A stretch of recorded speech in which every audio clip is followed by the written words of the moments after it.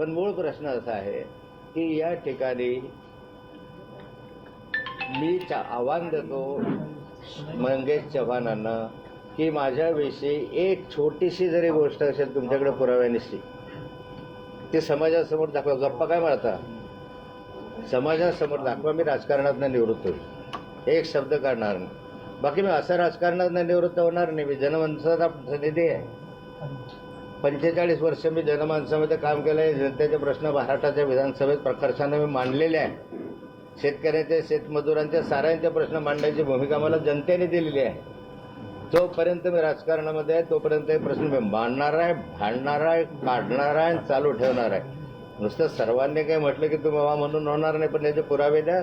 आयुष्यातनं राजकारणाचं निवृत्त होईल. मूळ प्रश्न प्रफुल्ल लोढाचा आहे, मूळ प्रश्न गिरीश महाजनांचा आहे.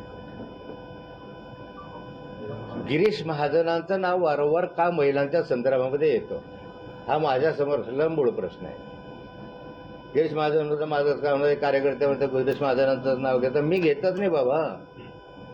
पहिल्यांदा असं आहे की प्रफुल्ल लोढाने गिरीश महाजनांच्या संदर्भामध्ये म्हटलं की याचे सगळे पुरावे माझ्याकडे आहे. जर हे मी बटन दाबलं तर सगळा हिंदुस्तान में टहलका मच जाएगा, असं त्याचा शब्द आहे, माझे नाही आहे. हे गिरीश महाजनांविषयी बोललेला प्रफुल्ल लोढा आहे. मग प्रफुल्ल लोढाने गिरीश महाजनांचंच का नाव घेतलं?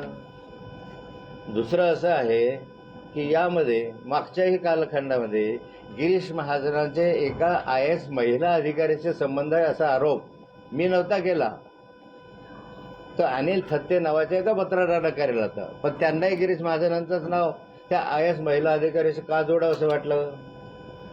तिसरं महत्त्वाचं असं आहे की महाराष्ट्राच्या विधानसभेमध्ये माननीय अजितदादा पवारांनी विधानसभेमध्ये हे सांगितलेलं आहे. त्याची क्लिप मी तुम्हाला ऐकून दाखवतो, नंतर मग तुमच्याशी बोलता. ऐकून दाखवतो क्लिप. आता माझं भाषण होतं अंकल काकीला सांगितलं काकी किती काकी आहेत ते बघावं लागेल आपल्याला.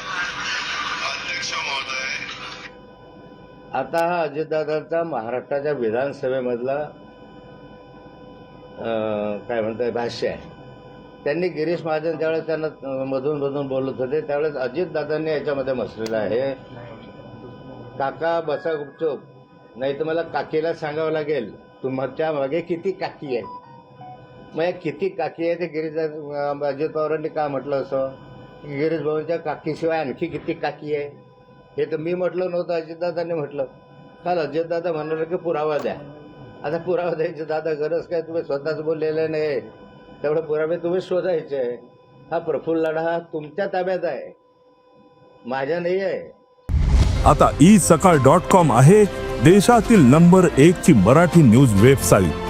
प्रत्येक अपडेटसाठी isakal.com ला नक्की भेट द्या.